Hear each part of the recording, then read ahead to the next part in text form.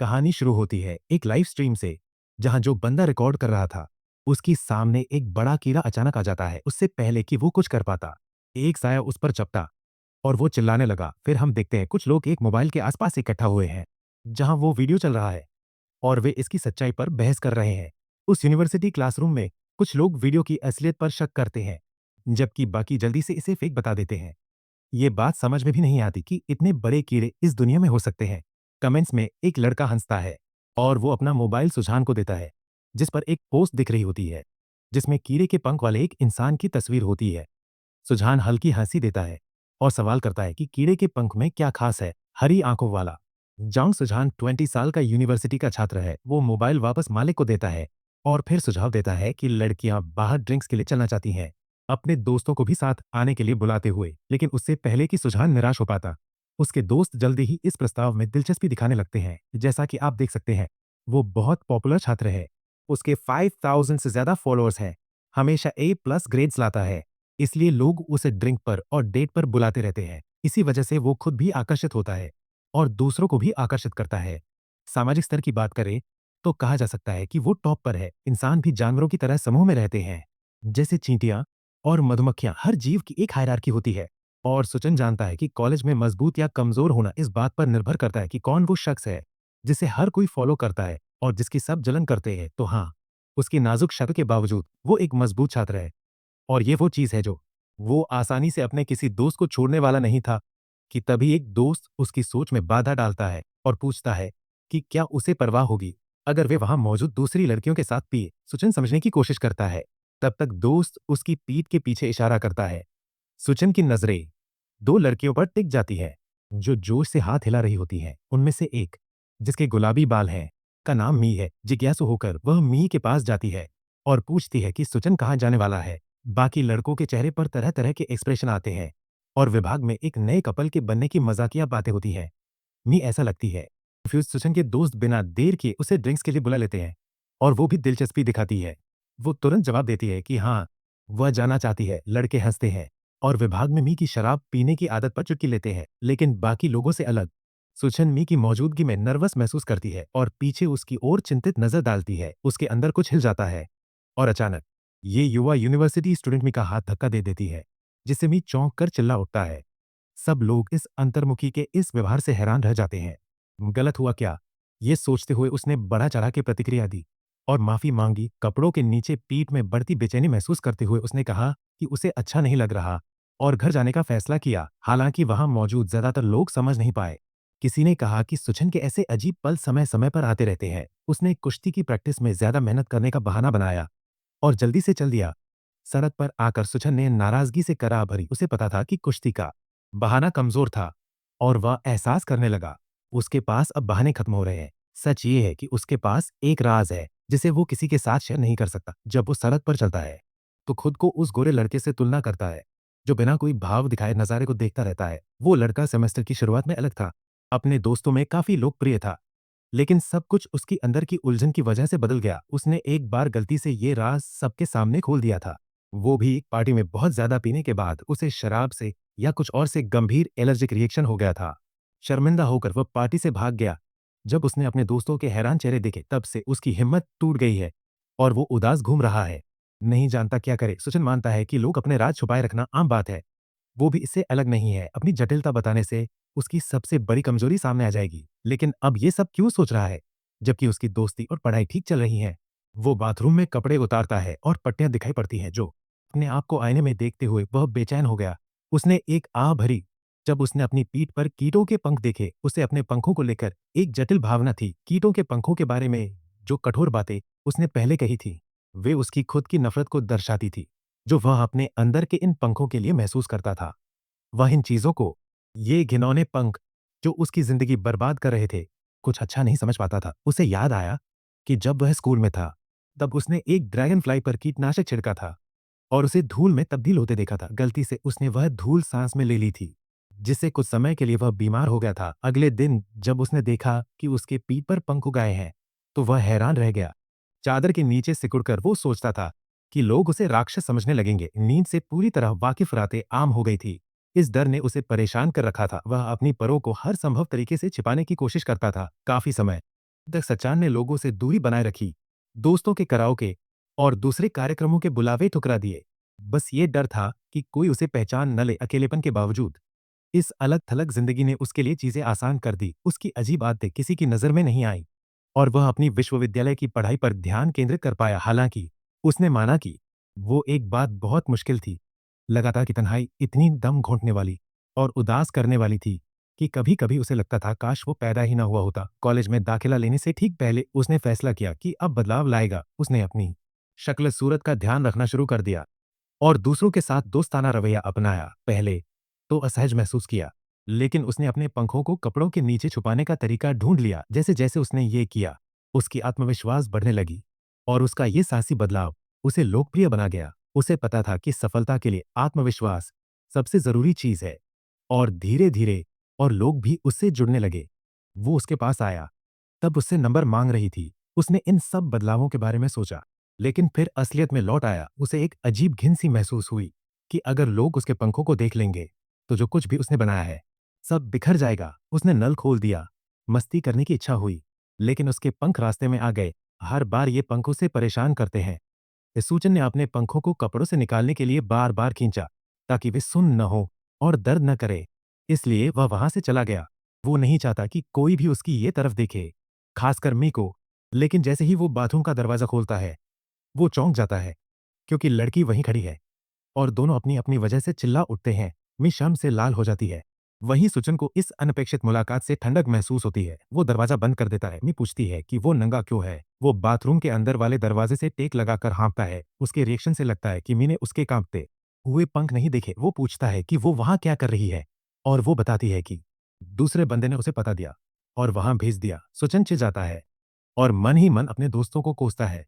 नी अभी भी बाहर खड़ा है और बार-बार न आने की वजह बताने लगता है। वो परेशान है, क्योंकि सुचन बीमार सा लग रहा है। वो सुझाव देती है कि शायद वो कुछ छिपा रहा है, जिससे सुचन अंदर ही अंदर असहज महसूस करता है। बाथरूम के अंदर वो गंभीर लहजे में कहता है कि उसे नहीं लगता कि वो कुछ छिपा रहा है। ड्रिंक की थैली को एक तरफ रखते हुए मी हिम्मत जुटाकर सुचन को उसके साथ चलने के लिए बुलाती है। वो थोड़ा कंफ्यूज दिखता है, लेकिन मी उसे सोचने का मौका नहीं देती।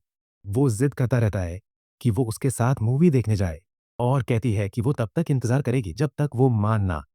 वो दलील देने लगता है कि उसे दर्द हो रहा है, लेकिन वो बीच में बोल पड़ती है कि उसे पता है वो झूठ बोल रहा है। बाजू में हाथ क्रॉस करते हुए वो बताती है कि वो देखती है कि वो हमेशा अकेले ही परेशान रहता है और बीमार होने का नाटक करता है।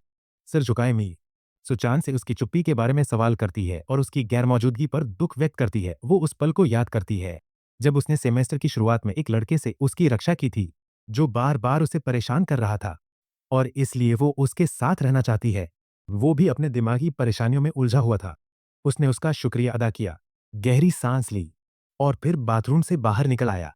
पहले से तैयार था उसने उसे मूवी देखने के लिए, लेकिन अभी भी वह अपने असली समस्या का सच उसके सामने खोलने से डर रहा था। फिर वो उसके साथ खुश था। उसे एहसास नहीं था कि एक हुड वाला शख्स उसे देख रहा है। उसका पीछा करने वाला गुप्त और भारी आवाज में बड़बड़ाया कि उसने अपना शिकार ढूंढ लिया है। मूवी शुरू होने से थोड़ी देर पहले मी से दो बने बनाए यूनिवर्सिटी के स्टूडेंट्स ने एक सर्वे के लिए संपर्क किया।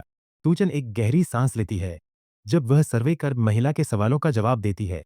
फिर वह पलटकर एक लॉलीपॉप दिखाती है, जिससे उसके गाल लाल हो जाते हैं। मूवी देखते हुए उसे कुछ ख्याल आता है। अगर वह मी से डेट करता, तो उसे आखिरकार से बताना पड़ता कि वह कौन है। वह चुपचाप उसे देखता रहता है, जो बाथरूम की तरफ जा रही होती है, सोचते हुए कि वह इसे कैसे संभालेगा। सूचन में किसी को अपनी असली पहचान बताने की हिम्मत नहीं है। एक उदास मुस्कान के साथ वह सोचता है कि बेहतर है कि वो ऐसे ही रहे। अचानक मूवी रुक जाती है और बिजली चली जाती है। सबको उलझन में छोड़कर सुजान बाहर निकलता है। वो चारों तरफ नजरें घुमाता है, बातें अनसुनी करता हुआ मुझे ढूंढ रहा है। ये सभी हैरान है जब एक कर्मचारी तेजी से अंदर दौड़ता है और सभी को इमारत खाली करने का आदेश देता है। कहता है कि यहाँ एक खतरनाक आदमी है। वो जोर से चिल्लाता है कि ये कोई ड्रिल नहीं है, लेकिन तभी उसे एक लंबी पंजे से पेट में छुरा मार दिया जाता है। वो मदद के लिए चिल्लाता है, लेकिन लोग बस देखते रह जाते हैं। सब भाग निकलते हैं। सुचान भी उतना ही घबराया हुआ खड़ा होता है जितने बाकी लोग, और वो कर्मचारियों का खून बहता दिखता है। ये खतरा था और उसे भी भागना जरूरी था, लेकिन सबसे पहले उसे मी को ढूंढना है, जो अभी भी बाथरूम में है। फिर हुड वाला शख्स धमकी भरे स्वर में कहता है कि उसने अपना शिकार ढूंढ लिया है। मुंह से लार टपकाते हुए वह सुचन को घूरता है और उस पर झपटता है। सुचन घबराकर भागने की कोशिश करता है, अपनी तेजी से प्रतिक्रिया में वह अपनी आंखें चौड़ी करता है और एक तरफ कूद जाता है। आदमी अपने चारों ओर सब कुछ काटता है। सुचन मुश्किल से बच पाता है, लेकिन वह डरा हुआ है। जब वह देखता है कि उस आदमी के हाथ बड़े बड़े पंजे हैं, दोनों एक दूसरे को घूरते हैं। जबकि सुजन समझने की कोशिश करता है कि क्या हो रहा है। आदमी गर्व से बताता है कि वो एक दानव को देख रहा है। वो सोचता है कि शायद उस दानव ने भी कीड़े का पाउडर जंगल जूस सूंघा है। यूनिवर्सिटी का छात्र उस नाम और कीड़े के पाउडर का जिक्र सुनते ही ठिठक जाता है। उसकी यादें ताज़ा हो जाती है। आदमी हंसता है और कहता है कि ड्रग ने उसे ये रूप दिया है और अब वह एक लाजवाब खुशबू महसूस कर सकता है। वो खुशबू जो सिर्फ एक मांसाहारी कीड़ा तब महसूस करता है जब वो दूसरे कीड़े को खाता है। दानव उल्टी दिशा में भागता है, जबकि आदमी उसकी निराशा का मजा लेता है। अचानक वो उसके पीछे प्रकट होता है, हमले के लिए तैयार। सुचन जमीन पर गिर जाता है और आखिरी पल में वार से बचते हुए फिसलता है। लेकिन ऐसा करते हुए उसकी मुठभेड़ मी से हो जाती है, जो उसकी चिंता में उसे पुकारती है। भावुक होकर वह बताती है कि वह बाथरूम छोड़कर उसे ढूंढ रही थी, लेकिन नहीं मिल पाया। पीछा करने वाला भी लड़की पर नजर गड़ाए हुए है और उसे अपना स्वादिष्ट शिकार बताता है। सुचन कूदकर खड़ा हो जाता है और मी से भागने को कहता है, लेकिन तब तक देर हो चुकी होती है, क्योंकि वह जीव पहले ही उसके सामने आ चुका होता है। इमारत के सामने हड़कंप मच जाता है जब एक सुरक्षा गार्ड उसे रोकता है। दो जवान लोग एक लड़की को रोक रहे थे, जो टोपी पहने हुए थी और पहले उस सर्वे की जिम्मेदार थी, जिसमें मी ने जवाब दिया था। उसने फैसला किया अंदर जाने का, क्योंकि पुलिस ने हस्तक्षेप करने से इनकार कर दिया था। तभी सब लोग ऊपर देखते हैं जब कोई चिल्लाता है। गुलाबी बालों वाली एक शख्सियत आसफाल्ट की तरफ गिर रही है। पंजे वाला आदमी उसे काटता है और कहता है कि वो बेस्वाद शिकार है। सुचान खिड़की के किनारे दौड़ता है। नूही मरने वाली है और वह सोचता है कि क्या वह अपने पंखों का इस्तेमाल करके उसे बचाए। भले ही उसने कभी उड़ान नहीं भरी हो, लेकिन क्या वह अपना राज उजागर करने का खतरा उठाएगा। इतने लोगों के सामने राज खुल गया। मन ही मन वो माफी मांगता है, लेकिन जब लड़की को रोते देखता है तो बिना किसी हिचकिचाहट के बिल्डिंग से कूद पड़ता है। लोग अलग अलग तरीके से प्रतिक्रिया देते हैं। सूचन फुर्ती से मेरी तरफ बढ़ता है और उसे पकड़ लेता है। मादिर अपने होंठ कतरते हुए उसे गले लगाता है। क्लॉड वाला हंसता है, लड़के की बेवकूफी पर हंसता है, क्योंकि उसे पता है कि इतनी ऊंचाई से गिरकर हाइब्रिड कीड़े भी मर जाएंगे। वो खुद को और लड़की को मौत के मुंह में धकेल रहा है। सूचन निडर होकर नीचे देखता है। उसे पता है कि हजारों लोग उसका राज देख रहे हैं। वो उसका जीवन पहले ही बर्बाद हो चुका था, लेकिन उसे परवाह नहीं थी। जब तक किमी उससे नफरत नहीं करता, वह दांत पीसता है जब उसके पंख उसके कपड़ों को फाड़ते हुए दुनिया के सामने खो जाते हैं। यह उसका चुनाव था। आखिरकार यही उसका जवाब था। अपने पंखों का इस्तेमाल करके वह मी को बाहों में लेकर गिरावट को धीमा करने की कोशिश करता है। पंजे वाला आदमी जो हुआ देखकर गुस्से में आग बबूला हो जाता है। सुचन चाहता था कि वह सबके सामने छुपा रहे, चाहे कोई भी हो, लेकिन उस पल उसने अपना सबसे बड़ा राज और कमजोरी मी को बचाने के लिए दिखा दिया। यह कहानी है कंक्रीट के जंगल की। ये कहानी है एक युवा दबे कुचले विश्वविद्यालय के छात्र की जिंदगी बचाने की बेताब कोशिश में। तो पहने औरत कहती है कि शहर में उड़ना बिल्कुल ही अजीब बात है। ग्रैंड की एक आवाज उसके कान में सवाल करती है कि ऐसे इंसान से कैसे निपटा जाए, यहाँ तक कि उसे खत्म करने की भी सलाह देती है। लेकिन वह मुस्कुराते हुए अपनी टोपी उतारती है और उसे अपनी स्कूल ले जाने का फैसला करती है। भीड़ में खड़े लोग अभी अभी देखे गए उस नजारे पर चर्चा करने लगते हैं। क्लॉड आदमी और भी ज्यादा गुस्से में आ जाता है जब उसे पता चलता है कि सच में ऐसा था कि सुचन अकेले ही अपने पंख छुपाए बैठा था। एक यूनिवर्सिटी का छात्र हवा में तैर रहा था, अपनी उड़ने की क्षमता देखकर हैरान था। ये पहली बार था जब उसने ऐसा किया था। वह बेहोश मी को लेकर रो जाता है, जबकि क्लॉड वाला आदमी चिल्लाता है कि वापस आओ। उसके आंखें चमक उठती है जब उसे एहसास होता है कि ऐसी शक्तियां देने वाला सिर्फ एक कीड़ा हो सकता है, एक ड्रैगन फ्लाई। इस सिर्फ जंगल जूस ही ऐसी डीएनए ट्रांसमिट कर सकता था। वह अपने होंठ चाटता है। शिकार को कुचलने की इच्छा बढ़ जाती है, लेकिन पीछे से अचानक लड़की जो कैप पहने आई थी चुपके से उस पर हमला कर देती है। उसे बेहोश देखकर वह सामने आ जाती है। उसकी टारगेट को पकड़ने में कामयाब होकर सबने राहत की सांस ली। शूट किए गए वीडियो के अलावा शहर में कुछ हत्याएं भी हुई थी, क्योंकि उनके जैसे लोग किसी भी हालत में पकड़े नहीं जा सकते थे। घटना के बाद 1 महीना गुजर चुका था।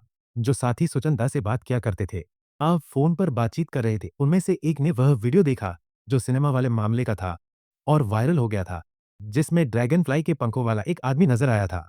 वे सब कमरे के कोने की तरफ देख रहे थे और यही सोच रहे थे कि चाहे कितनी भी बार देख ले, वीडियो में दिखने वाला आदमी बिल्कुल सुचन जैसा लग रहा है। उस दिन की फुटेज अब इंटरनेट पर हर जगह है और अफवाहें इतनी तेजी से फैल रही हैं कि सुचन मोटे कपड़े और हुडी पहनकर छुपने को मजबूर हो गया है।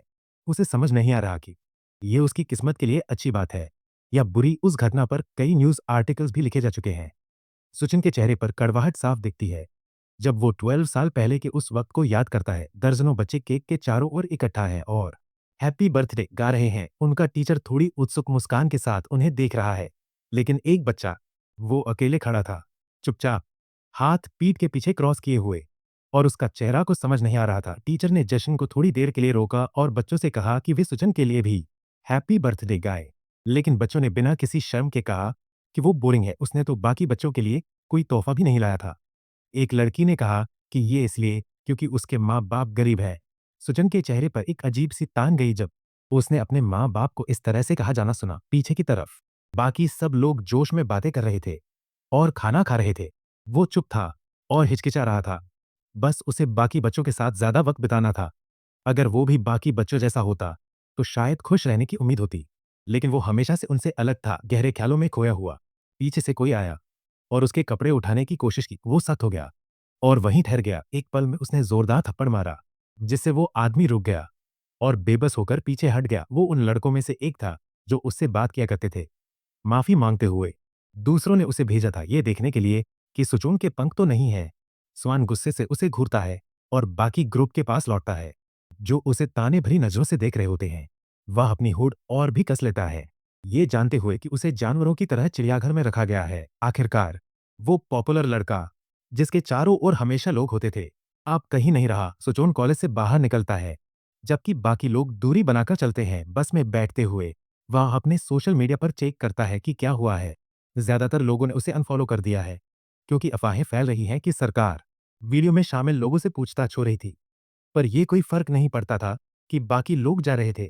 बस मी वही रहा। वो उम्मीद भरी मुस्कान के साथ खड़ा था, क्योंकि उसने सुना था कि लड़की ठीक हो गई है और आज डिस्चार्ज हो जाएगी। ये अच्छी खबर थी।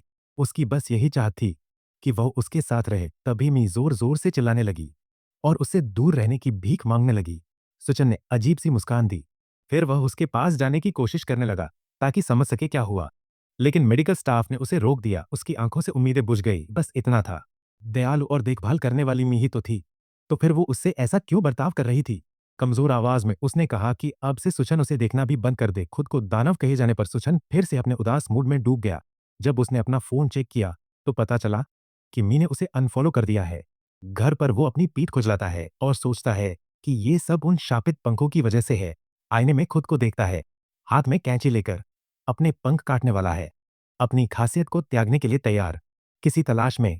एक आम जिंदगी में कपड़े को काटते हुए वह हिम्मत जुटाने की कोशिश करता है कि कैंची बंद कर दे, लेकिन आखिरकार पीछे हट जाता है। कैंची उसके हाथों से फिसल जाती है, उसके घुटने कमजोर पड़ जाते हैं और अकेली आंसू उसकी आंखों में जमा हो जाते हैं। सब कुछ होने के बावजूद सुखचंद मानता है कि वह अभी भी ऐसे काम के दर्द से डरता है और अपनी दिखावटी कमजोरी के लिए खुद को नीचा दिखाता है। एक और महीना गुजर चुका है। सुखचंद पहले की तरह उदास लगता है जब वह सड़क पर चलता है और उसके आसपास की बातचीत के टुकड़े सुनता है। इंसान समाज में रहते हैं और सभी जानवरों में जो सामाजिक होते हैं, उनमें भी जिंदगी में हमेशा कोई ना कोई निकम्मा होता है। उसे पता है कि ये बेघर लोग भी उसी दुखद अंत की तरफ जा रहे हैं। वह एक इमारत की बालकनी पर पैर रखता है। उसकी आखिरी मंजिल मौत है, ठीक वैसे ही जैसे कई अन्य बेघरों की होती है। वह नीचे जमीन को देखता है, उस विशाल इमारत से झिझकते हुए नजरें मिलाता है। उसे पता है कि ये फैसला सब कुछ आसान बना देगा। वह सोचता है कि अब वह और तकलीफ नहीं सहना चाहता और अपनी हिंसक मौत को स्वीकार कर लेता है। लेकिन तभी उसके पंख उसके कपड़े फाड़ देते हैं और उसे हवा में रोक लेते हैं। वह अपनी मौत भी नहीं ले पाया, अपने ही इरादे से गिरते हुए। दुख में डूबी एक लड़की गुलाबी रंग की स्ट्रिप्स वाली सामने आती है और कहती है कि वह उससे ईर्ष्या करती है। वह कहती है कि उसे उसके पंख चाहिए, जिससे वह हैरान रह जाता है। सोचन उसे देखकर उत्सुक हो जाता है और सोचता है कि वह कौन है। उसकी हैरानी तब और बढ़ जाती है जब वह दीवार पर ऐसे चलने लगती है जैसे कुछ भी नहीं हो। वह कहती है कि पंख लगाकर बिल्डिंग से कूदने की उसकी सोच बेवकूफ़ी है। फिर वह अपनी टोपी उतारती है, जिससे सुचन थोड़ा घबराता है, क्योंकि उसके सिर पर दो अनोखे टेनी झुके हुए होते हैं। वह कहती है कि सामान्य हालत में वापस आने का एक तरीका है। सुचन को खुशी और ऐसा उलझन भरा ख्याल कि वापस सामान्य होने का कोई तरीका है। वह उसकी एंटीना देखकर उसे हाइब्रिड कीड़ा मानने की संभावना भी सोचता है, लेकिन लड़की जल्दी ही कहती है कि अंदर इमारत के भीतर बात करनी है। इमारत के अंदर सुचान लड़की को दीवार से लगा देता है, एक हाथ से उसे कोने में घेर लेता है। वह दांत पीसते हुए पूछता है कि कैसे वापस सामान्य हुआ जा सकता है। एंटीना वाली लड़की कंधे उठाकर कहती है कि उसे एक बीमारी है। फिर वह अपना कैप वापस सिर पर पहन लेती है और कहती है कि सुचान को उसकी स्कूल जाना होगा। वहां एक टीचर बताएगा कि यह प्रक्रिया कैसे होती है। सुचन इस अजीब हकीकत से हैरान रह गया। वह सोचने लगा कि क्या वो किसी यूनिवर्सिटी की बात कर रही है। लड़की ने जल्दी से उसकी कुछ शंकाओं को दूर करते हुए कहा कि पहले फ्लोर पर उनके लिए एक स्कूल बस इंतजार कर रही है और वह सीढ़ियां उतरने लगी। सुचन गंभीर होकर उसे देखकर पूछा कि वह उस पर कैसे भरोसा कर सकता है, खासकर प्रेइंग मेंटिस हाइब्रिड वाले मामले को लेकर। वह उसकी आंखों में गहराई से देखकर बोली, तुम या तो ऊपर बिल्डिंग की छत पर वापस जा सकते हो या मुझ पर भरोसा करके स्कूल जाने का फैसला कर सकते हो। इस तरह तुम अब और पीछे नहीं लौटोगे। अकेले खड़ा सूचन सीढ़ियों की रेलिंग पकड़ता है। लड़की पर पूरी तरह भरोसा नहीं करता, लेकिन बस के अंदर जाने के लिए कहीं और नहीं है। लड़की उससे पूछती है कि क्या उसे उस कीड़े मारने वाले स्प्रे के बारे में पता है। उसकी प्रतिक्रिया से वह समझ जाती कि उसे अच्छी तरह पता है कि वह किस बारे में बात कर रही है। वह बताती है कि वो स्प्रे जंगल जूस का नमूना है और यही वह पदार्थ है जो इंसान के डीएनए को कीड़े के डीएनए के साथ मिला देता है। वह समझाती है कि ये स्प्रे अपनी कीड़ों को एक ही छिड़काव में मारने की वजह से बहुत मशहूर हुआ और बिकने लगा। लेकिन दिक्कत ये थी कि अगर उससे किसी कीड़ा को मारते थे, तो उस कीड़े का डीएनए सबसे करीब इंसान के साथ मिल जाता था, जैसे कि सुचन और मेंटिस क्लॉस वाले आदमी के साथ हुआ था। उस आदमी के शरीर का कुछ हिस्सा कीड़े जैसा हो जाता था। सुचन अपने मुठ्ठियां कसते हुए पूछता है कि ये स्प्रे बनाने वाला कमीना कौन था, लेकिन लड़की जल्दी से कहती है कि कोई नहीं जानता, ये सब एक रहस्य है। बस इतना पता है कि कई लोग इसके संपर्क में आ चुके हैं। सुचन गुस्से में अपना फोन पकड़ता है और समझने की कोशिश करता है कैसे कोई भी इसके बारे में नहीं जानता। लड़की जल्दी से समझाती है कि क्योंकि वे सभी सबूत छुपा रहे हैं।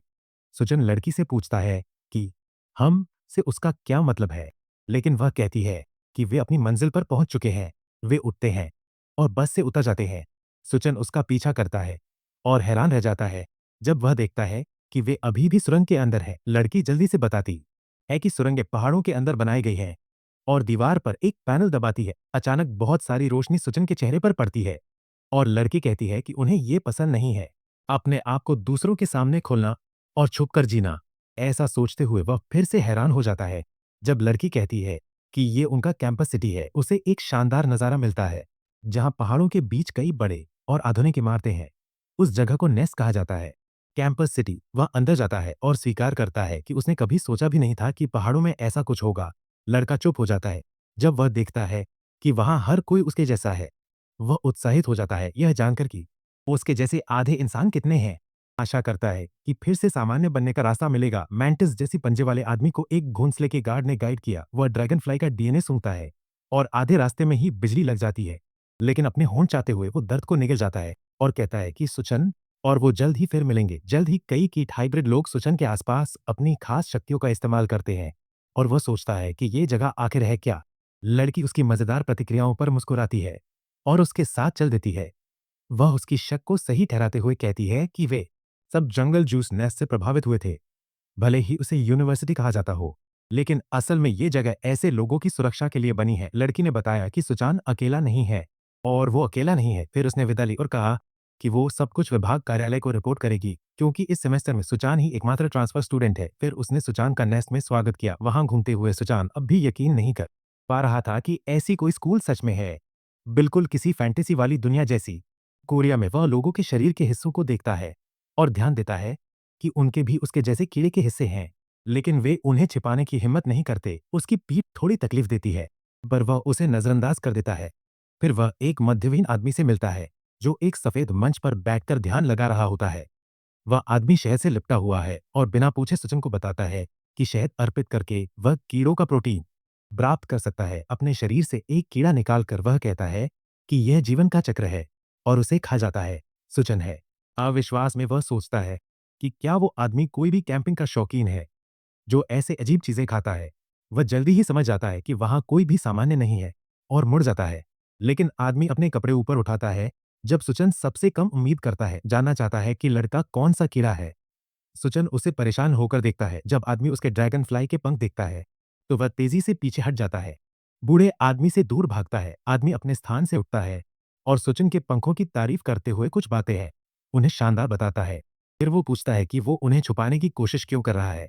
सुचन फिर से अपनी बेजान नजरों में खो जाता है।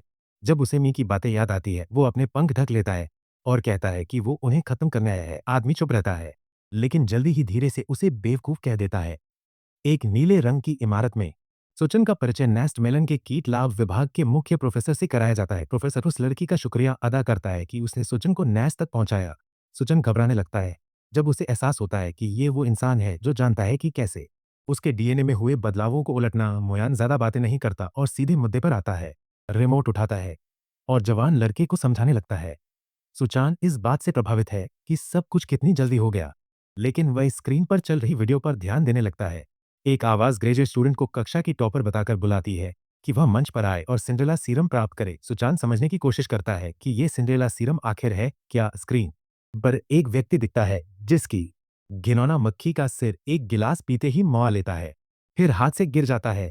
सुचन जो देखता है डर जाता है। हाथ से लेकर बाकी सारी बदलावों तक मक्खी वाला सिर एक खूबसूरत लड़की में बदल जाता है।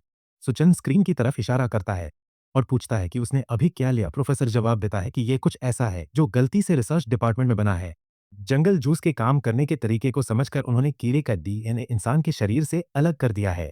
वह आदमी एक बंद बोतल दिखती है जिसमें नीला तरल मौजूद है और कहा जाता है कि यह दवा है जो लोगों को उनके पुराने हालात में वापस ले आती है, जिसे सिंड्रेला सीरम कहा जाता है। सुचन समझता है कि यही इलाज है और पूछता है क्या ये सच में उसे फिर से सामान्य बना सकता है। लेकिन जब वह प्रोफेसर से मदद मांगने ही वाला होता है तो एक आदमी उसे रोक देता है और कहता है कि वह सीरम नहीं दे सकता। आखिरकार सिंड्रेला सीरम बनाना परिस्थितियों की वजह से काफी मुश्किल है और इसलिए इसका स्टॉक भी सीमित है। प्रोफेसर कहते हैं कि सभी को सामान्य हालत में वापस लाना नामुमकिन है, इसलिए अगर वो चाहे तो उसे अकादमी में दाखिला लेना होगा और अपनी डिपार्टमेंट में सबसे बेहतरीन बनकर ग्रेजुएट होना होगा। सिंड्रेला सीरम सिर्फ उन्हीं टॉप स्टूडेंट्स को मिलता है जो अकादमी के लिए खास योगदान देते हैं, जैसे वीडियो में फ्लाई गर्ल ने किया था। सुचन थोड़ी परेशानी में है जब उससे पूछा गया कि वो क्या करेगा तो वो और लड़की कैंपस में चलते हुए चर्चा करते नजर आते हैं। लड़की उसे भरोसा दिलाती है कि उसे जल्दीबाजी करने की जरूरत नहीं है और फैसला उसका खुद का होगा। एकेडमी में नाम लिखवाओ या बस वही रहो। पीछे मुड़ते हुए उसने कहा कि टॉप छात्र बनना काफी मुश्किल होगा, लेकिन सुचन ने पहले ही फैसला कर लिया था। चश्मा उतारते हुए उसने कहा कि उसे क्रेडिट्स चाहिए और वह खुद ही उन्हें ले लेगा। कुछ घंटे बाद लेक्चर हॉल के बाहर कई लोग जमा थे क्योंकि आज क्लास रजिस्ट्रेशन का दिन था। सुचन खुद को उन सब लोगों के बीच थोड़ा अलग थलग महसूस कर रहा था। उस लड़की ने उसकी बहुत मदद की थी। उसने उसे एक नेस्ट गाइड दिया था जिसमें बताया गया था कि जरूरी क्लासेस कौन कौन सी हैं। पहले से तय था कि सुचन को बस 3 अलग अलग क्लासों में से एक चुनना है।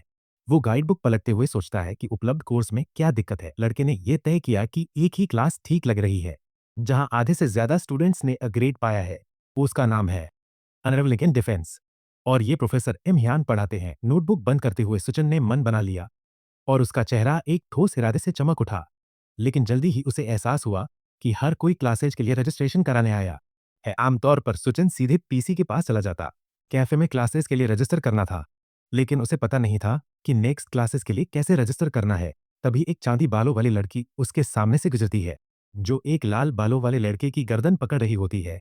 सुचान समझ नहीं पाता कि क्या हो रहा है क्योंकि लड़की उस लड़के को कई बार मारती है जो उसके हाथों में फंसा हुआ है। चांदी बालों वाली लड़की जमीन पर पड़े लड़के से चिल्लाती है कि उसे फिर कभी वहां नहीं आना चाहिए। जब लड़का उसे पागल कहता है तो वो उसकी टांग पर एक किक मारती है।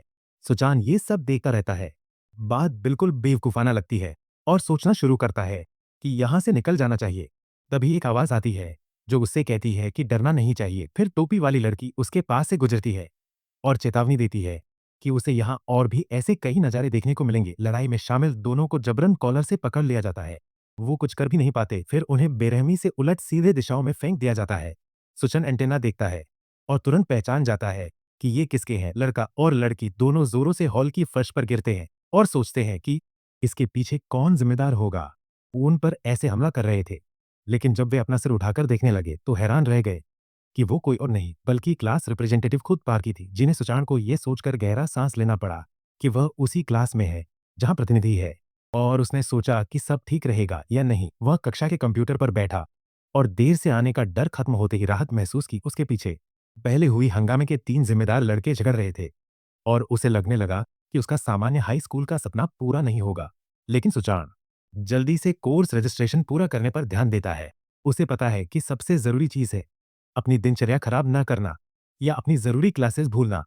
इसलिए उसे किसी भी हाल में प्रोफेसर मोहन का कोर्स लेना ही होगा। मोहन अपने ऑफिस की खिड़की से नेस्ट की ओर देख रहा होता है कि तभी कोई उसे ग्रीट करता है। वो सफेद बालों वाला और दाढ़ी वाला आदमी होता है जिसने पहले भी सुचान का स्वागत किया था। नेस्ट के कीट लाभ विभाग के मुख्य प्रोफेसर जुंगजी मोहन के पास आते हुए कहते हैं कि उन्होंने सुना है एक ट्रांसफर स्टूडेंट था। फिर उसने पूछा कि वो उस लड़के के बारे में क्या सोचता है। जुंजी हंसते हुए बोला, ऐसा होने की कोई संभावना ही नहीं है। सुचन बेसहारा सा लग रहा था क्योंकि जैसे ही कोर्स रजिस्ट्रेशन शुरू हुआ सब बिना किसी हिचकिचाहट के क्लासरूम से बाहर भाग गए। जुंजी अपनी सीट से उठता है और समझने की कोशिश करता है कि सब लोग कहाँ जा रहे हैं। सिर हिलाते हुए वह कहता है, नेस्ट में रजिस्ट्रेशन ऐसे ही चलता है। हर किसी को पहले अपने दिमाग का इस्तेमाल करना पड़ता है जीतने के लिए। जंगल में सबसे ताकतवर ही बचते हैं। सुछान क्लासरूम की खिड़की के किनारे टिका हुआ था। ये समझने की कोशिश कर रहा था कि सब लोग अचानक इतनी जल्दी कहाँ जा रहे हैं। तभी उसके दिमाग में एक चेतावनी की बीप सुनाई दी। उसने सोचा शायद ये नामांकन प्रक्रिया से जुड़ा होगा। फिर भी वो ये सोचने से खुद को नहीं रोक पाया कि क्या सब लोग एक साथ पागल तो नहीं हो गए। तभी एक छोटा सा शख्स उसके पास आया और पूछा, क्या वो ट्रांसफर स्टूडेंट है? उस शख्स ने कहा, लगता है तुझे समझाने का टाइम ही नहीं मिला। छोटा लड़का सुचन से बात करते हुए जंगल में घिरे नेस्ट बिल्डिंग्स के बीच चलता है। उसने बताया कि यहाँ सामान्य नियमों के उलट छात्रों को क्लास में नाम दर्ज कराने के लिए प्रोफेसर को ढूंढना पड़ता है, जो कहीं छुपा होता है। जो पहला 16 छात्र उसे ढूंढ लेते हैं उन्हें प्रोफेसर यूएसबी ड्राइव देता है। और तभी जब वो ड्राइव क्लासरूम में नोटबुक में डाली जाती है तभी छात्र का नाम दर्ज होता है। सुचन नाराज होकर कहता है, अब बकवास करने का वक्त नहीं है। तब वो छोटा लड़का पूछता है, अगर वो पहले ही तय कर चुका है कि किस प्रोफेसर को चुनेगा। उसने तुरंत हमें जवाब दिया और कहा कि वो प्रोफेसर माँ के साथ क्लास करेगा क्योंकि उसका मकसद टॉप स्टूडेंट्स में से एक बनना है। छोटा लड़का उसकी इस स्थान को देखकर मुस्कुराया। फिर वे दोनों अलग हो गए और अपने अपने प्रोफेसर को ढूंढने निकल पड़े। लेकिन सुचन ने सोचा कि वो प्रोफेसर को कैसे ढूंढेगा क्योंकि वो बाकी सबके मुकाबले देर से आया है। उसे एहसास हुआ कि अगर वो जान पाए कि बाकी लोग कहाँ गए हैं तो उसे मदद मिलेगी। इसलिए वो किसी ऊंची जगह पर जाने का फैसला करता है। पीछे देखते ही वो अपना ओवरकोट उतारता है और अपने पंख खोल देता है। उड़ने के लिए तैयार पहले ही जंगल के ऊपर वो अपनी नजर तेज करता है ताकि देख सके बाकी लोग कहाँ जा रहे हैं। अपना मकसद पूरा करने के लिए एक योजना बनाता है। जंगल के अलग अलग हिस्सों में कई झंडे लगे हैं जो प्रोफेसरों की मौजूदगी दिखाते हैं। एक जोर की आवाज सुनकर सुचन नीचे देखता है और दो छात्रों को लड़ते हुए पाता है। ये नजारा कई जगहों पर दोहराया जाता है जहां लोग समूह में या अकेले लड़ रहे होते हैं। जल्दी ही उसे पता चलता है कि क्लास में दाखिला लेना ही वजह है और वो बिना समय गवाए आगे बढ़ जाता है। सुचन एक झंडे की तरफ बढ़ता है जहां प्रोफेसर एम है। एक ऊंचे पहाड़ की चोटी पर मोयान बैठा है, किताब पढ़ रहा है और चाय पी रहा है। सुचन जोर से उसके पास उतरता है जिससे उसकी नजरें खुल जाती हैं। इतनी तेज उड़ान भरने के बावजूद सुचन खुश है कि उसकी धारणा सही थी। सब लोग उसी दिशा में जा रहे थे। वहां सिर्फ एक ही ऐसा प्रोफेसर हो सकता था जो इस प्रतियोगिता के काबिल हो। घोंसले में मोयान बताता है कि सुचन सही रास्ते पर है और उसे अपनी क्लासेज में दाखिला लेने के लिए जरूरी यूएसबी ड्राइव में से एक सुरक्षित करनी होगी। निर्दोष मुस्कान के साथ वह प्रोफेसर से आखिरी बचा हुआ यूएसबी ड्राइव लेता है। प्रोफेसर लड़के को समझाता है कि अब बस उस डिवाइस को कंप्यूटर में लगाना बाकी है, लेकिन उसे सावधान रहना होगा ताकि कोई सिक्योरिटी सिस्टम ट्रिगर न हो। रेडिस सुचन कई दूसरे छात्रों के सामने घूमता है और महसूस करता है कि उसने अपने मकसद की ओर एक बड़ा कदम उठा लिया है। ओयान सभी यूएसबी ड्राइव बांटने के बाद एक डिवाइस उठाता है और एक बटन दबाता है जिससे सभी छात्रों के फोन, जिनमें सुचन का फोन भी शामिल है, एक साथ वाइब्रेट करने लगते हैं। सुचन फोन ऑन करता है। उसका फोन अभी भी शक में था जब उसने देखा कि जो कुछ अभी मिला है वो एक हिट लिस्ट है जिसमें उन क्लासेस के यूएसबी ड्राइव होल्डर्स के नाम हैं और उसका नाम प्रायोरिटी के रूप में चिन्हित है। जंगल के दूसरी तरफ जूनजी आराम से पड़ा है, पीछे छात्रों की लड़ाई को नजरअंदाज करते हुए और सुचन की जटिल स्थिति में ज्यादा दिलचस्पी दिखा रहा है। पार्क वाइट जी ने हैरान है कि ट्रांसफर स्टूडेंट ने प्रोफेसर मो ओयान से यूएसबी ड्राइव हासिल कर लिया, जो कि असंभव लग रहा था। सभी छात्र ये देखकर चौंक गए हैं। संदेश देखते ही वे उत्साहित हो उठते हैं और कई लोग इकट्ठा होकर तैयारी करने लगते हैं। सुचन एक तरफ देखता है, तभी उसे एक जोरदार मुक्का लगता है जिससे उसे झुकना पड़ता है। पीछे वाला पेड़ दूसरी तरफ फेंक दिया जाता है। तभी एक लंबे सींग वाला बीटल हाइब्रिड सामने आता है। धमकाते हुए सुचन एक साथ खुश और डरा हुआ होता है। वह नीचे की ओर कूदता है, फिर भी समझ नहीं पाता कि वे अचानक उससे लड़ क्यों रहे हैं। लेकिन फिर लड़का एक और हाइब्रिड से हैरान रह जाता है जो इस बार खतरनाक ताकतों वाला होता है। व्हिप स्पाइडर सुचन फिर घूमता है और लगातार उसके ऊपर गिर रहे वारों से बचने की कोशिश करता है। अब उसे पता चल चुका है कि ये सब यूएसबी ड्राइव की वजह से हो रहा है। वो जोर लगाकर तेजी से दूर भागने लगता है, सोच रहा होता है कि ऐसा पागलपन भरा नामांकन प्रोसेस आखिर क्यों है। तभी उसके पीछे भीड़ में से अचानक एक जान पहचान वाली आवाज आती है जो उसे पास के पेड़ के पास आने को कहती है। सुचन देखता है कि वो वही लड़का है जिसने उसे नामांकन प्रोसेस समझाया था और वो उसके कहने पर सुनने का फैसला करता है। दिशा गलत होने की वजह से सब लोग इधर उधर बिखर गए। वह पेड़ के अंदर भारी सांस लेते हुए खुश था। राहत महसूस कर रहा था कि उसे ऐसा अच्छा इंसान मिला, लड़का जो अभी उसके लिए एकमात्र उम्मीद लग रहा था। लड़का सिर खुजलाते हुए एक रहस्यमयी मुस्कान के साथ पूछता है कि वह इतना दयालु कैसे हो सकता है। कहता है कि यह तो बेवकूफ़ी है। फिर अपने उंगलियों से सुचिन के माथे को चुभो देता है, जिससे वह उलझन में और थोड़ा थक चुका महसूस करता है। सुचिन के घुटने कमजोर पड़ जाते हैं। उसका शरीर उसके आदेशों का जवाब नहीं दे रहा होता, जैसे कि वो अपने ही शरीर में फंसा है। ये लड़का मौके का फायदा उठाता है और सुचिन की कीमती यूएसबी ड्राइव चुरा लेता है। मुस्कुराते हुए बताता है कि मधुमक्खी का जहर काफी लंबा समय तक किसी भी तरह की हरकत रोक देगा। सुचिन चुप रहता है और लड़का पागलपन भरी मुस्कान के साथ कहता है कि अच्छा इंसान बनने का नाटक करना सच में फायदेमंद रहा। उस वक्त उसे सुचिन की हालत हंसी मजाक लगती है। कहता है कि वहां हर कोई प्रतियोगी है और वो जवान लड़का बेवकूफ है। आखिरकार उस भर्ती प्रक्रिया का एकमात्र मकसद यही है। छात्र आपस में लड़ते हैं। फिर लड़का सुचिन की अकड़ को मजाक उड़ाता है और वादा करता है कि वो यूएसबी ड्राइव का अच्छे से ख्याल रखेगा। पेड़ से जाते हुए सुचिन आखिरकार अपने शरीर को हिलाने लग जाता है, अपने सिर तक पहुंचता है और उस सुई को निकालता है जो गद्दार ने छोड़ी थी। उसे एहसास होता है कि इस हालत में वो विभाग के शीर्ष तक नहीं पहुंच पाएगा और सिंड्रेला सीरम नहीं ले पाएगा। वो जल्दबाजी में बाहर निकलता है, लेकिन लड़का उड़ता हुआ दूर चला जाता है। सुचिन का मजाक उड़ाते हुए कहता है कि अपनी ऊर्जा बर्बाद मत कर, क्योंकि तेरी रफ्तार धीमी हो गई है। वेनम सुचिन थककर हाथ बढ़ाता है जब उसकी आंखें और भी तेज हरी रोशनी से चमकने लगती हैं। उसके अंदर एक नई ताकत जाग उठती है। वह लड़के की हर हरकत देख सकता है, इसलिए वह बिल्कुल सही अंदाजा लगा सकता है कि वह कहाँ जाएगा। आखिरकार ड्रैगनफ्लाई, जिसे शिकार की रानी कहा जाता है, उसकी सफलता दर 95% होती है। इसका राज उसकी आंखों में छुपा है, जो हजारों से बनी होती है और 360 डिग्रीज में हर हरकत को पकड़ सकती है। इस ताकत का इस्तेमाल करते हुए ड्रैगनफ्लाई अपने शिकार की हर चाल पड़ती है और उसका रास्ता भांप लेती है। ये कौशल अब सुचिन को समझ में आता है और वह इसे अपनाने लगता है। मास्टर, और उसी पल सुचिन ने अपनी पूरी जिंदगी में पहली बार मन में ये कल्पना की कि वो शिकार करना चाहता है। सुचिन ने महसूस किया कि टिड्डी की आंखें कभी भी अपने शिकार से नजर नहीं हटाती और उसने इसका फायदा उठाने का किया। लड़का हैरान रह गया जब वो बेहद तेजी से आया और अपने जबरदस्त मुक्के से उसके ठोड़ी पर वार किया, जिससे वो तुरंत गिर गया। एक महिला का हाथ मजबूती से रेड यूएसबी ड्राइव एक कंप्यूटर में डालता है। अपने क्लासेस में नामांकन पूरा करते हुए पार्क व्हाइट जीन्स ने राहत की सांस ली और अपनी भावना व्यक्त की। सब कुछ सफलतापूर्वक पूरा करने की खुशी के साथ ये सोचती हुई कि इस प्रक्रिया के बंद होने में कितना समय बचा है। हॉल में उलझन में पड़ा सुनहरे बालों वाला लड़का उसे देखता है और ट्रांसफर स्टूडेंट की किस्मत के बारे में पूछता है। वो प्रोफेसर एम हेन के यूएसबी ड्राइव की कड़ी टक्कर पर टिप्पणी करता है और बताता है कि अगर समय के भीतर नामांकन नहीं हुआ तो सीधे वेटिंग लिस्ट में डाल दिया जाएगा। पार्क व्हाइट जी अपना सिर हाथ पर रखकर सोचती है और कहती है कि उसे पूरी मेहनत से लग जाना होगा। अपने मकसद को पाने के लिए सुचन ने उस लड़के के ठोड़ी पर सटीक वार किया, जिससे वो यूएसबी ड्राइव छूट गई। वह अपने विरोधी से दूर हो गया और सोचने लगा कि यूएसबी ड्राइव ऐसी हालत में कैसे पहुंची। जमीन की तरफ तेजी से बढ़ते हुए सुचन ने यूएसबी ड्राइव पकड़ने की कोशिश की, जो जंगल की ओर गिर रही थी, लेकिन उसकी चीज को पकड़ पाती उससे पहले ही एक लड़की ऊंची छलांग लगाते हुए और बोली, ये एक बढ़िया तोहफा है। फिर वह उल्टी दिशा में तेजी से भाग गई, सुचन को पीछे छोड़ते हुए अपनी ठान लेने का इजहार करती। यूएसबी ड्राइव का सही इस्तेमाल करते हुए सुचन उसकी तरफ बढ़ता है, लेकिन रुक जाता है जब वो उस लड़के को देखता है जिसने उसका यूएसबी ड्राइव चुराया था। अभी भी हवा में गिर रहा है और जमीन से टकराने वाला है। उसे बेहोश देखकर सुचन को यह सब बेतुका लगता है, हालांकि उसकी मदद करने का मतलब होगा अपना यूएसबी ड्राइव खो देना। फिर भी सुचन की नैतिकता उसे चिल्लाती है। वो लड़के को गोद में लेकर भाग जाता है और पीछे मुड़कर कहता है कि वो इसे अनदेखा नहीं कर सकता। वो कोई जानवर नहीं है, वो इंसान है। लड़का उसके साथ उड़ जाता है, उसे पेड़ के नीचे छोड़कर। आखिर में इस फैसले की वजह से उसे चोर का पीछा करने का मौका खोना पड़ता है। सुचिन समझता है कि कम से कम उसे एक और यूएसबी ड्राइव तो हासिल करनी ही होगी। सांस फूलती और कमजोर पड़कर वह गिर पड़ता है, ये महसूस करते हुए कि उसका शरीर अब पहले जैसा काम नहीं कर रहा। शायद जहर के असर की वजह से लड़का शायद मरता नहीं, लेकिन सुचिन के लिए ये बात बर्दाश्त से बाहर है कि एक नामांकन प्रक्रिया की वजह से उसे इतनी हालत में आ जाना पड़ा। फिर भी वह खुद को खींचते हुए आगे बढ़ता है।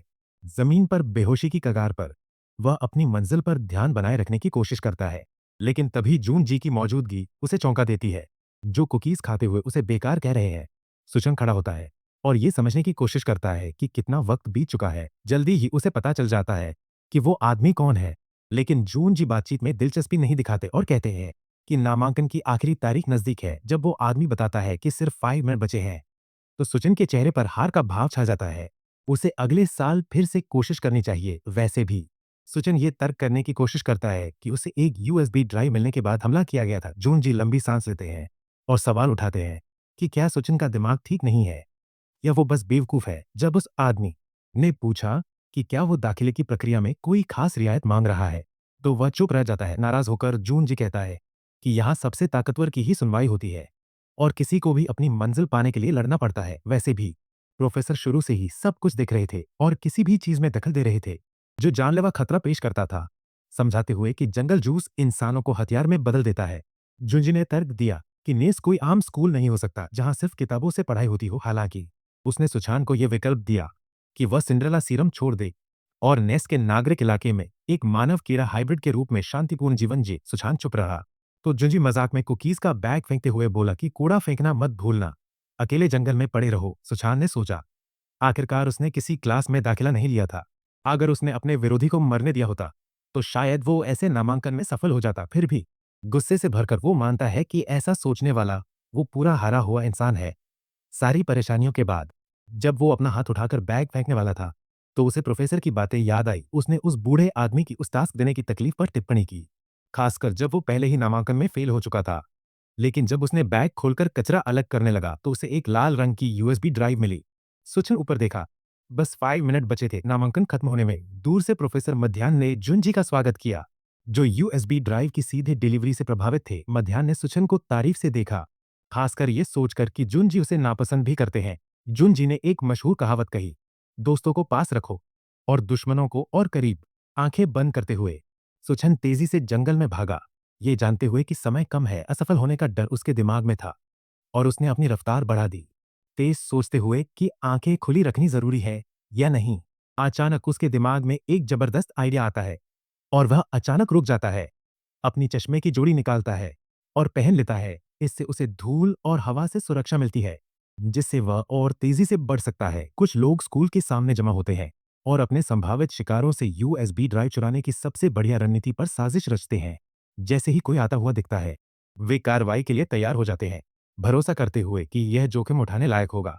लेकिन उससे पहले कि वे कुछ करें, व्यक्ति की रफ्तार बिजली की तरह उनसे गुजर गई। हैरान और नाराज होकर वे अपने निशाने का पीछा करने का फैसला करते हैं, नियम तोड़ने को भी तैयार, ताकि अपना मकसद पूरा कर सके। दौड़ते हुए वे अचानक संतरे रंग के बालों वाले लड़के से टकरा जाते हैं, जो बेरहमी से एक के बाद एक किक मारकर उन्हें गिरा देता है। हक्का बक्का होकर वे अपने विरोधी की पहचान पर सवाल उठाते हैं। जब वे सिर उठाते हैं तो देखते हैं कि क्लास रिप्रेजेंटेटिव पार्की जी ने चंदू और चैसन के साथ है, जो दोनों प्रभावशाली फर्स्ट ईयर के छात्र हैं। तभी पार्की जी ने को प्रोफेसर जून जी का एक संदेश मिलता है। प्रिंस पर छात्र की मदद करने का काम देते ही उसके चेहरे पर संतोष की एक मुस्कान खिल उठती है, क्योंकि वह सोचती है कि सुचिन ने प्रोफेसर का ध्यान इस तरह कैसे खींचा होगा। सुचिन पसीने से भीगा हुआ कक्षा की खिड़की से झपट्टा मारता हुआ अंदर आता है, तुरंत एक चालू कंप्यूटर की तरफ भागता है और अपना यूएसबी ड्राइव लगाता है। तनाव से फूली हुई गालों के साथ जानकारी भरते हुए वह जोर से कीबोर्ड दबाता है। जैसे ही उसका नाम कीड़ा प्रायोगिक युद्ध कक्षा में नामांकन के रूप में पक्का होता है, वह राहत की सांस लेते हुए स्क्रीन पर संदेशों को देखते हुए कुछ कह नहीं पाता। सचिन अपनी सांसें थामते हुए स्क्रीन के सामने खड़ा था, दिल में शुक्रिया अदा करते हुए कि आखिरकार सब कुछ ठीक हो गया। वो अपनी उत्कृष्टता की खोज में डूबा हुआ था कि कंप्यूटर से नोटिफिकेशन की आवाज आई। जिज्ञासु सचिन ने नजरें स्क्रीन पर टिकाई। जैसे ही उसे खबर मिली कि ओरिएंटेशन जल्द शुरू होगा, वह कुर्सी से उठ खड़ा हुआ और मुख्य क्लासरूम की ओर चल पड़ा, सोचते हुए कि क्या उस दिन और भी कुछ प्लान है। रास्ते में सचिन को एंटी गार्ड्स ने रोक लिया। उन्होंने उसे पीछे धकेल दिया और कहा कि यह एरिया प्रतिबंधित है, ऐसा इलाका जहां सिर्फ नेस्ट के स्टूडेंट्स और टीचर्स ही अंदर जा सकते हैं।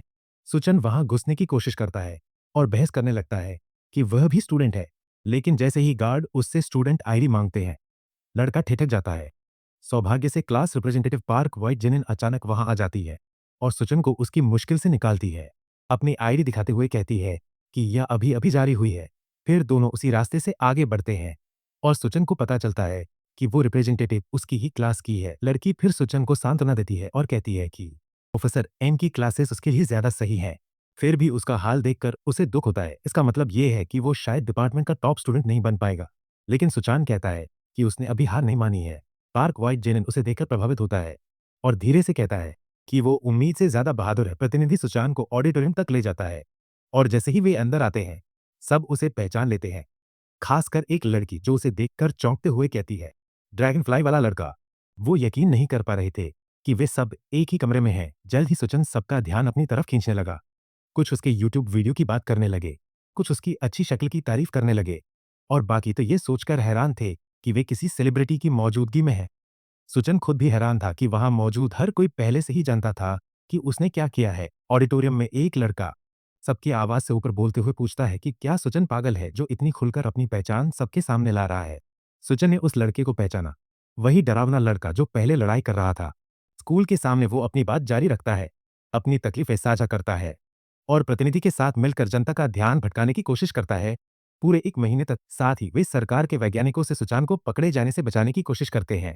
तो प्रतिनिधि बीच में आकर सुचान का बचाव करता है और कहता है कि परेशान करने वाले की बातों को नजरअंदाज करो। वह एकजुटता दिखाता है और कहता है कि सब उसकी हरकतों को समझते हैं, क्योंकि उसने सिर्फ किसी की जान बचाने के लिए ऐसा किया। साथ ही वह जोर देता है कि वह भी वैसा ही करता और सबको प्रोत्साहित करता है।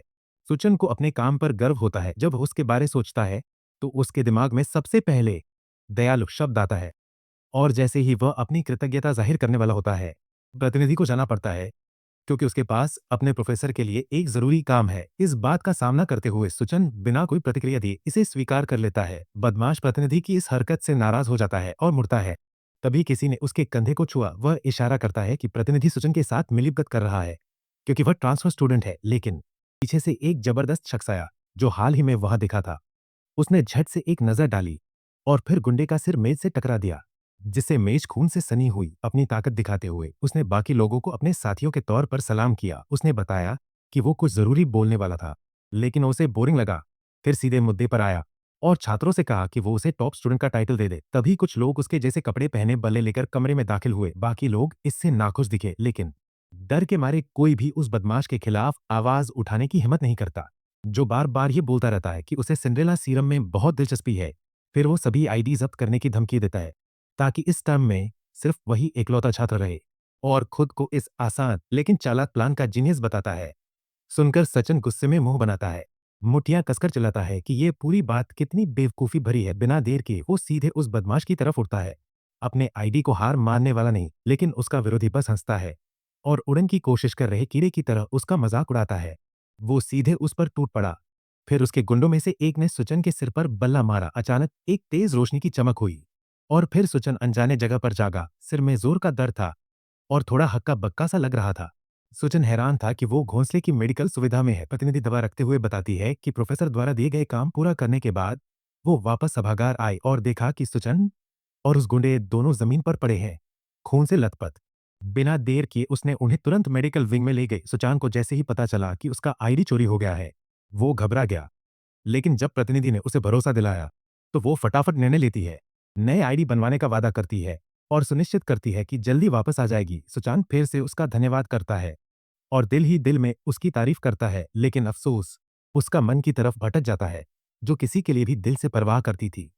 उसी वक्त बुली ने अचानक सुचान को आवाज लगाई, जिससे वो चौंक गया और सोचने लगा कि वो अभी तक कैसे संभल पाया है। सब कुछ होने के बाद सुचन ने बुली को स्टूडेंट आईडी चोरी के बारे में जल्दी से समझाया, लेकिन उसे ये भी भरोसा दिलाया कि प्रतिनिधि पहले ही इस समस्या को संभाल रहा है। लेकिन बुली उसकी बातों का मजाक उड़ाता है और उसे भोला कहता है क्योंकि वह पार्क पर भरोसा करता है। बुली कहता है कि टॉप स्पॉट की प्रतियोगिता खत्म कर देना ज्यादा आसान होता और पूछता है कि क्या सुचन सच में मानता है कि सारे आईडी एक दिन में बन जाएंगे। ये सुनकर सुचन को अचानक एहसास होता है और वह उस इवेंट के दौरान प्रतिनिधि के बहादुर शब्द याद करता है। ऑडिटोरियम पार्क में वाइट जीत ठान के जंगल से गुजरती है और उस बदमाश और उसके गुंडों का सामना करती है जो बेसबॉल बैट लिए हुए हैं। उसका चेहरा गुस्से से लाल हो जाता है और वह सवाल करती है कि क्या उन्हें अपने आईडी वापस करने का कोई इरादा नहीं है। बदमाश आईडी को ट्रॉफी की तरह उठाकर लड़की का मजाक उड़ाता है, जबकि उसके गुंडे उसे चारों तरफ से घेर लेते हैं। उसकी योजना बिल्कुल वैसे ही चल रही है जैसे उसने शुरू से सोची थी, क्योंकि शुरुआत से ही उसका मकसद सिर्फ स्टूडेंट्स की आईडी वापस लेना नहीं था। असली उद्देश्य तो है उन्हें फंदे में फंसाना। प्रैक्टिकल कॉम्बैट क्लासेस के पहले टर्म की टॉपर और प्रतिनिधि पार्क विने आराम से एक गुंडे को आगे फेंक देती है, जबकि बाकी उसके ऊपर चढ़ते हुए गाली देते हैं। अपनी फुर्ती का इस्तेमाल करते हुए वो उन पर कूदती है, घूमते हुए ताकत जुटाती है और सटीक वार करती है। गुंडा अपनी जीभ क्लिक करते हुए मानता है कि उसे हराना नामुमकिन है। ठस ठस जमीन पर खड़ा होकर वह तंग करते हुए कहता है कि वो आइडियस को पानी में फेंकेगा जिन्हें उन्हें रोकने दौड़ती है, लेकिन गुंडा उसे रुकवा देता है और उसे ठोकर मारता है। दुष्ट मुस्कान के साथ उसने अपनी असली शक्ल दिखाई। उसकी पीठ से लंबी और तेज टांगें निकल रही थी, जो उसे बस्ताती के रूप में चिन्हित करती थी। जो जलीय कीड़ों का सबसे खतरनाक शिकारी था, जीन अचानक उसकी पीठ पर आए मुक्के से चौंक गई। उसकी हड्डियां चरमरा गई, उसे पानी में फेंक दिया गया। वह ऊपर आए और दबंग की टांगों को पकड़ लिया। जब वह उसे डुबाने की कोशिश कर रहा था, वह उसका मजाक उड़ाते हुए बोला कि उसकी मौजूदगी के बिना टॉप स्टूडेंट बनना बहुत आसान होगा, और यह भी इशारा किया कि उसे मारना शक की बात होगी। फिर उसने जीन की गर्दन पकड़ ली। माओ ने मुस्कुराते हुए अपना पकड़ मजबूत किया, जैसे कि कोई भी शक न करे अगर उसने उन बाकी बदमाशों को डुबो दिया हो। कि बाकी गुंडे बदला लेने की मांग करने लगे, चिल्ला रहे थे कि उनके एच निम को उसे बाहर निकालकर दर्दनाक मौत देनी चाहिए, जो उसने उनके साथ किया। लेकिन जैसे ही वह उसे मारने से पहले सताने का सोच रहा था, नदी में तेजी से कुछ टकराया और गुंडे ने भी एक तेज आवाज निकाली। बाकी लोग समझने की कोशिश करने लगे कि क्या हुआ। तभी इन्हें नदी से बाहर निकली। सांस लेते हुए सब मुड़कर देख रहे थे कि सुचान उसके ऊपर खड़ा है। गैंग लीडर सख्ती से डांटते हुए कहता है कि वहां होने का कोई मतलब नहीं है और उनकी हरकतों का कोई औचित्य नहीं। ये सब कचरे के टुकड़े हैं। ये गैंग वाले पूछते हैं ये कौन है, और उसे ऑडिटोरियम में उस उड़ते कीड़े के रूप में पहचान लेते हैं। उसी वक्त गुली अपनी मुट्ठियां कस लेता है, मोय लेते हुए कि सुचैन अभी भी खड़ा है। उस पिटाई के बाद वो आदेश देता है कि सुचैन को मरना होगा, और एक पंच मारता है जो जैसे कोई गोला चला रहा हो। लेकिन लड़का बच जाता है, बिल्कुल उस आखिरी बार की तरह जब छोटी मधुमक्खी थी। सुचैन उसकी हर हरकत का अंदाजा लगा लेता है, जैसे वह उसके आंखों से एक भूतिया चमक निकल रही थी। वो एक सादा सा पैटर्न था। बदमाश सीधे लाइन में उसे पकड़ने की कोशिश करता है, लेकिन सूचन आसानी से बच निकलता है। उसने देखा कि उसके अपोनेंट की चाल ज्यादा तेज नहीं है, तो सोचा कि ऐसे अपोनेंट के खिलाफ जीत पाना आसान होगा। तभी जिन्हें चिल्लाता है कि वो जल्दी से वहां से निकल जाए। पीछे से एक पैर सूचन की गर्दन पर वार करने की कोशिश करता है, जैसे पिंसर अटैक हो, लेकिन लड़का पीछे की ओर उड़ता हुआ जीने के पास चला जाता है। वो लड़ाई पर मजाक करता है और जीने कहता है कि ये बदमाश है। पावर के मामले में वो बिल्कुल अलग ही लेवल पर है। उसे अपनी लोकेशन का फायदा भी पता है। उसका कीड़ा अजीब प्रकार का है, और जैसे ही उन्हें पानी में खींचा जाएगा, सब खत्म हो जाएगा। किसी भी कीमत पर उन्हें उस नदी से बाहर निकलना होगा। लेकिन जब वे इस बात पर विचार करते हैं, तो दबंग दोनों का मजाक उड़ाता है और कहता है कि आइडियस वहां है।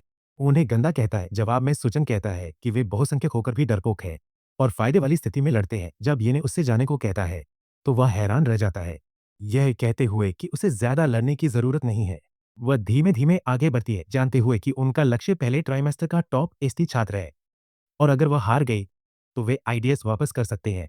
लेकिन सुचान उसके मोनोलॉग को रोकते हुए कहते हैं कि उसे ऐसे शब्द नहीं बोलने चाहिए। उसके साथ खड़ा वह उस बात को याद करता है जो उसने स्कूल लाते समय उससे कही थी, और घोषणा करता है कि वह अकेली नहीं होगी। बुली अपने एक गुंडे के कंधे पर हाथ रखता है और एक पल में दो विरोधियों को नीचे गिरा देता है। वो चिल्लाता है कि वो अपनी आईडी वापस लेने आया है। लड़का एक तरह का क्रिकेट है जो अपने मजबूत पैरों से, जिन पर कांटे लगे होते हैं, शिकार करता है। गैंग का लीडर जानता है कि ये क्रिकेट बहुत परेशान करने वाला है, और उसने पहले ही प्लान बना लिया था कि क्लास रिप्रेजेंटेटिव के बाद इसका भी निपटारा कर देगा। वो मुड़ता है, तभी एक सीटी उसकी कान के पास से गुजरती है और सुचन आईडी पकड़ने की कोशिश करता है, लेकिन असफल रहता है। अपने तीखे पैरों से ऊपर की तरफ वार करता है, लेकिन सुचन जगह बना लेता है और पूछता है कि गलती किसने की। वो हवा में अलग अलग तरीके से घूमता रहता है, गुंडे के आसपास, ये समझाते हुए कि उसे बस पकड़े जाने से बचना है और आइडियस वापस लानी है। गुंडे को एहसास होता है कि सुचन की चाल अब सीधी लाइन में नहीं है। वो सोचता है कि शायद उसे ज्यादा जगह मिली है। जैसे ही वो देखता है कि सुचिन फिर से रफ्तार पकड़ रहा है, वो समझने की कोशिश करता है कि उसका विरोधी इतनी आसानी से कैसे उड़ सकता है। सुचिन सीधे गुंडे की तरफ उड़ता है, लेकिन आखिरी पल में रुख बदल देता है। हमलों के बीच से होकर आईडीएस की तरफ बढ़ता है। जो गुंडे ने सोचा नहीं था वो ये था, सुचिन अपनी पूरी तितली जैसी तेजी लगाकर उसे पूरी ताकत से मारता है। गुंडा थोड़ा पीछे हट जाता है जब सुचिन की पंच गलती से उसकी रक्षा तोड़ देती है। सुचिन चिल्लाता है कि उनकी भेदभाव कोई मायने नहीं रखते। ये तो काफी होना चाहिए था, लेकिन उसकी हैरानी की बात है कि गुंडा गिरता भी नहीं और बिना सोचे समझे पलटवार करता है। हालांकि उसे पता चलता है कि पानी के माहौल के कारण नुकसान होगा। गुंडा पूछता है कि वे जो कर रहे हैं उसके पीछे कोई वजह है क्या। वह चारों तरफ और नीचे देखता है। जमीन पर गिरते ही उसे एहसास होता है कि वो घिर चुका है और समय खरीदने की कोशिश करता है। कहता है कि सबके लिए बेहतर होगा अगर ये मामला दोस्ताना और शांतिपूर्ण बातचीत से सुलझा लिया जाए। तभी सफेद जीन्स के पीछे पानी के अंदर कुछ हिलता है। हरे बालों वाला एक गुंडा उसे गला घोंटने की कोशिश करता है, लेकिन वो अपने कंधे के जोर से उसे बेहोश कर देती है। दुविधा ये थी कि उसका मकसद गुंडे के येने तक पहुंचने का समय खरीदना था और उसे ये तभी पता चलता है जब वो चिल्लाता है कि सब कुछ तभी सुलझेगा जब वो उसे मार डाले। तभी लक्ष्मण उसे पकड़ लेता है। पैरों से पकड़कर उठाते ही बुली को हवा में उठा लिया। उससे पहले कि वो उसे मार पाता, सुजान उसे हाथों में लेकर घूमता है और जोर से कहता है कि अब वे दुश्मन की जमीन पर नहीं बल्कि उसकी अपनी जमीन पर है। बुली को जमीन पर फेंक दिया जाता है। उसका सिर चोटिल होकर वह बेहोश हो जाता है। सुचान कहता है कि उसकी तरकीबें गलत है। वह आइडियस वापस लेता है और कहता है कि अगर तुम ऐसा इंसान बन जाओ जो कीड़े लायक भी न हो तो सारी मेहनत बेकार है। अंत में जीने उसे पानी में देखती है, हाथ उसके ऊपर रखा हुआ है।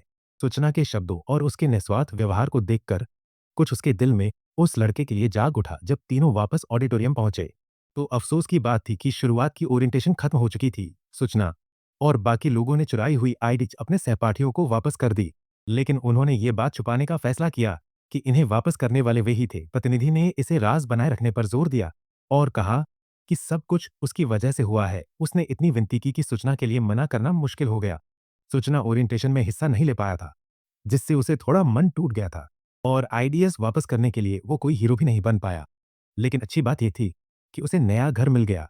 उसका पुराना घर यूनिवर्सिटी से थोड़ा दूर था, लेकिन अब जब उसने नेस्ट में दाखिला लेने का फैसला किया था तो कैंपस में एक घर लेना बुरा आइडिया नहीं लग रहा था। वो थोड़ा सीने में चुभता है जब किसी की हाथ उसकी कंधे पर टिकती है। वो उसका रूममेट है, स्टूडेंट चाय सॉन्ग, जो पहले भी बहुत कूल था। इस सिचुएशन को हैंडल करते हुए फिर दोनों एक साथ शुरू होते हैं।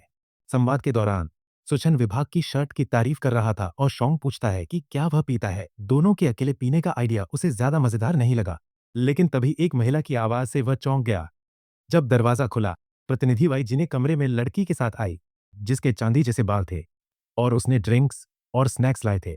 सुचन थोड़ा शर्मा गया, लेकिन कुछ नहीं कहा। जब प्रतिनिधि ने बताया कि वे टर्म की शुरुआत पार्टी प्लान कर रहे थे तो वह हाथ बांधकर सुचन के पास झुकते हुए आई और उसे आमंत्रित किया। उसे सबके साथ पीने के लिए बुलाया गया था, शायद क्योंकि वो यंग यूनिवर्सिटी का छात्र था और कुछ दिन से नहीं पिया था। लेकिन जब से वो अजीब सी घोंसले की अकादमी में शामिल हुआ था, या सही कहे तो जब से उसने अपने पंख खोले थे, उसे ऐसा लगने लगा था कि अब उसे कहीं ज्यादा मजा आ रहा है। घोंसले की सुविधाओं से बाहर जंगल के किसी कोने में एक आवाज गुस्से में बुला रही थी कि आखिर वो प्रोफेसर के शागिर्दों को क्यों खत्म नहीं कर पाया जो इस नसीहत का जिम्मेदार था। उसकी हंसती हुई औरत जैसी आकृति थी जिसके निखरे हुए रूप के निशान साफ दिख रहे थे। एक कीड़े का सिर लेकर वह कहती है कि भले ही उसने ध्यान खींचने का काम किया हो, जो शिकार में फेल होते हैं उन्हें खत्म कर दिया जाता है। दबंग अपनी जान की दुआ मांगता है और वादा करता है कि अगली बार बेहतर करेगा। उसने यहां तक कि उस औरत को सिंड्रेला सीरम भी देने की पेशकश की, लेकिन वह जल्दी से मना कर देती है। कहती है कि उसे ऐसी किसी चीज की जरूरत नहीं। उसकी आंखें लाल चमकने लगती है और वह पेड़ की शाखा से छलांग लगाकर दबंग पर टूट पड़ती है। खून चारों ओर छिटक जाता है और दबंग का शव जंगल की जमीन पर बेहिसाब पड़ा रहता है। औरत कीड़े का सिर उठाती है। वो एकदम आकर्षक लग रही थी। उसने उस बदमाश की ताकत की तारीफ की, लेकिन यह भी कहा कि वो हार गया। फिर उसने जोर देकर कहा कि उनका बॉस बहुत खुश होगा कि उन्हें जो चाहिए था वो मिल गया। अगले दिन बेनिफिट्स और कीड़ों के विभाग के ऑडिटोरियम में सब फिर से क्लास के लिए जमा हुए। सुचान बहुत घबराया हुआ था क्योंकि आज उसकी मेन सब्जेक्ट की पहली प्रैक्टिकल क्लास थी। कीड़ों की लड़ाई, उसके मन में ढेर सारे सवाल थे कि क्या सिखाया जाएगा और वो बहुत नर्वस था। तभी प्रतिनिधि ने उसका हाथ छूकर उसे चिढ़ाते हुए कहा, उसे इतना घबराना चाहिए नहीं था, आखिर ये तो बस पहली क्लास थी और बताया गया था कि स्टूडेंट सिर्फ एक बेसिक टेस्ट देंगे। सुचन और भी आराम महसूस करती है जब इन्हें जोर देकर कहती है कि वो उसकी मदद करेगी, चाहे उसे कितनी भी चीजें न आती हो या संभालना मुश्किल हो। तभी प्रोफेसर अचानक कमरे में दाखिल होते हैं और सबका ध्यान खींचते हुए बताते हैं कि जैसा पहले कहा गया था, सबको एक सिंपल टेस्ट देना होगा। वो एक स्टाइलिश चेंसो उठाते हैं और क्लासरूम में जोर से चालू कर देते हैं। पढ़ाई के नतीजे सीधे छात्रों के ग्रेड में दिखेंगे। ये बात जोर देते हुए प्रोफेसर जी जून अपनी चेंसो उठाते हैं और चेतावनी देते हैं कि वो मर भी सकते हैं, इसलिए इसे ध्यान में रखना चाहिए। इस बात से सच्चान के अंदर अंदर डर बैठ जाता है। अगर आपको हमारी कहानी पसंद आई हो तो वीडियो को लाइक करें और अगले पार्ट के लिए सब्सक्राइब करें। फिर मिलते हैं दोस्तों।